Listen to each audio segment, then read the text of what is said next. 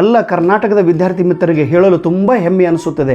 ಇವತ್ತು ನನ್ನ ಮನೆಗೆ ಸಾಗರ್ ಪಾಟೀಲ್ ಸರ್ ಇವರು ರಾಯಗಢ ಜಿಲ್ಲೆಯಿಂದ ಬಂದಿದ್ದಾರೆ. ರಾಯಗಢ ಅಂದ ತಕ್ಷಣ ನಮ್ಮ ಶರೀರದ ಮೇಲೆ ರೋಮಾಂಚನ ಬೆಳೆಯುತ್ತದೆ. ಕೊಂಕಣ ಭಾಗದ ಅತ್ಯಂತ ದುರ್ಗಮ ಭಾಗದ ರಾಯಗಢ ಜಿಲ್ಲೆ ನಿಮ್ಮೆಲ್ಲರ ಆರಾಧ್ಯ ದೈವರಾದಂಥ, ಮಹಾರಾಷ್ಟ್ರದ ಆರಾಧ್ಯ ದೈವರಾದಂಥ, ಹಿಂದೂವರ ಆರಾಧ್ಯ ದೈವರಾದಂಥ ಶಿವಾಜಿ ಮಹಾರಾಜರು ರಾಜ್ಯಾಭಿಷೇಕ ಆದಂಥ ಆ ಪುಣ್ಯ ಸ್ಥಳದಿಂದ ನಮ್ಮ ಸಾಗರ್ ಪಾಟೀಲ್ ಸರ್ ಅವರು ಇವತ್ತು ನಮ್ಮ ಮನೆಗೆ ಬಂದಿದ್ದಾರೆ. ಇವರು ಇಂಜಿನಿಯರಿಂಗ್ ಬ್ಯಾಕ್ಗ್ರೌಂಡ್ ಇರುವಂಥ ವಿದ್ಯಾರ್ಥಿಗಳು. ಆದರೆ NET ನೆಟ್ ಆಗಲಿ MH ಮಹಾರಾಷ್ಟ್ರ ಸೆಟ್ ಆಗಲಿ ಇದರ ಬಗ್ಗೆ ಅವರಿಗೆ ಅರಿವು ಇರಲಿಲ್ಲ. ಮನೆತನದ ಜವಾಬ್ದಾರಿ, ತಂದೆಗೆ ಒಮ್ಮೆಲೆ ಆರಾಮ್ ತಪ್ಪಿ ಹೃದಯಾಘಾತ ಆಗಿತ್ತು.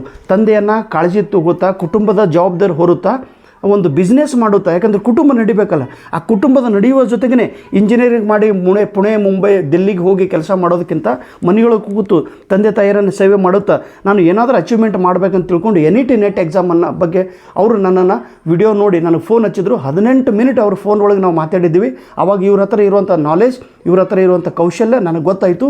ಅವರಿಗೆ ಜಸ್ಟ್ ನಾನು ಪುಷಪ್ ಮಾಡಿದೆ. ಬಟ್ ಇವ್ರ ಹತ್ರ ಇರುವಂಥ ಜ್ಞಾನ ಹೊರಗೆ ಬಂದು ವಿದಿನ್ 3 ತಿಂಗಳಲ್ಲಿ ಅವರು NET ನೆಟ್ ಎಕ್ಸಾಮನ್ನು ಬರೆದಿದ್ದಾರೆ. ನೆಟ್ ಎಕ್ಸಾಮಲ್ಲಿ ಮರಾಠಿ ಲಿಟ್ರೇಚರ್ ಈ ವಿಷಯದಲ್ಲಿ ಅತ್ಯಂತ ಹೆಚ್ಚು ಅಂಕಗಳನ್ನು ಪಡೆದುಕೊಂಡು ನೆಟ್ ಎಕ್ಸಾಮನ್ನು ಪಾಸ್ ಮಾಡಿದ್ದಾರೆ. ವಿದ್ಯಾರ್ಥಿ ಮಿತ್ರರೇ, ಆಗುವುದಿಲ್ಲ ಅನ್ನೋದು ಇಂಪಾರ್ಟೆಂಟ್, ನಾನು ಮಾಡುತ್ತೇನೆ ಅನ್ನುವ ಸ್ಟ್ರಾಂಗ್ ಇಚ್ಛಾ ಯಾರ ಹತ್ರ ಇರುತ್ತದೆಯೋ ಆ ವ್ಯಕ್ತಿಗಳೇ ಇಂದು ಸಮಾಜಕ್ಕೆ ಮಾದರಿಯಾಗುತ್ತಾರೆ.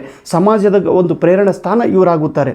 ನೋಡಿರಿ, ಇಂಜಿನಿಯರಿಂಗ್ ಬ್ಯಾಕ್ಗ್ರೌಂಡ್ ಐತಿ, ನನಗೆ ಆರ್ಟ್ಸ್ ಸಬ್ಜೆಕ್ಟ್ ಬಗ್ಗೆ ಗೊತ್ತಿಲ್ಲ ಅಂತೇಳಿ ಅನ್ನೋದಿಲ್ಲ. ಅವರು ಗೊತ್ತಿರಲಾರ್ದನ್ನ ಗೊತ್ತು ಹೇಗೆ ಮಾಡಿಕೊಂಡು ನೋಡಿರಿ, ಬರೀ ಅವರು ಓದೋದು ಒಂದೇ ಮಾಡಿಲ್ಲ, ಜವಾಬ್ದಾರಿ ಹೊತ್ಕೊಂಡ್ರು ಕುಟುಂಬದ ಎಲ್ಲರನ್ನ, ಅವರು ತಂದೆ ತಾಯಿಗಳನ್ನು, ಕುಟುಂಬವನ್ನು ಜವಾಬ್ದಾರಿ ಹೊತ್ತುತ್ತಾ ಬಿಸ್ನೆಸ್ ಮಾಡುತ್ತಾ ಈ ಸಾಧನೆಯನ್ನು ಮಾಡಿದ್ದಾರೆ.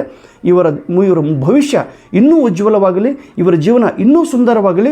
ಇವರು 4 ವಿದ್ಯಾರ್ಥಿಗಳಿಗೆ ಮಾದರಿಯಾಗಬೇಕು, ಇನ್ನೂ 4 ವಿದ್ಯಾರ್ಥಿಗಳಿಗೆ ಮಾರ್ಗದರ್ಶನ ಮಾಡಬೇಕು, ಇನ್ನೂ ವಿದ್ಯಾರ್ಥಿಗಳಿಗೆ ಇವರು ರೋಲ್ ಮಾಡೆಲಾಗಿ ಬೆಳೆಯಬೇಕು.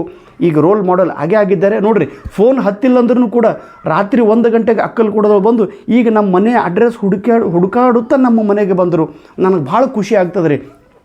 नोड्री मंजिलें उन्हीं को मिलते हैं जिनके सपनों में जान होते हैं, पंखों से कुछ नहीं होता हौसलों से उड़ान होता है ಅಂತ ಹೌಸಲ ಇವ್ರ ಹತ್ರ ಐತಿಪ್ಪ. ಮತ್ತು ಜಿಂದಗಿದೊಳಗೆ ಬಹಳಷ್ಟು ಕಷ್ಟಗಳು ಇರ್ತಿರ್ತಾವೆ. ಆ ಕಷ್ಟಗಳನ್ನು ಇವರೆಲ್ಲ ಸಹನಶೀಲತೆಯಿಂದ ಅದನ್ನು ಎಚ್ಚರಿಂದ ಅದಕ್ಕೆ ಹೇಳ್ತಾರೆ, ಜಿಂದಗಿ ಜೀನಾ ಆಸಾನ नहीं होता बिना संघर्ष से कोई महान नहीं होता, जब तक न पड़े हाथोड़े की चोट तब तक पत्थर ही भगवान नहीं बनता. ಎಷ್ಟೋ ಕಷ್ಟಗಳು ಬಂದರೂ ಕೂಡ ಅದನ್ನು ಎದುರಿಸಿ ಇಂದು ಇವರು ಸಾಧನೆ ಮಾಡಿದ್ದಾರೆ. ಇವರೆಲ್ಲರ ಒಂದು ಸಾಧನೆ ನಿಮಗೆಲ್ಲರೂ ಸ್ಫೂರ್ತಿಯಾಗಲಿ ಹೇಳುತ್ತಾ ನನ್ನ ಮಾತಿಗೆ ವಿರಾಮ ಕೊಡುತ್ತೇನೆ. ಜೈ ಹಿಂದ್, ಜೈ ಕರ್ನಾಟಕ, ಜೈ ಮಹಾರಾಷ್ಟ್ರ, ಜೈ ಭಾರತ.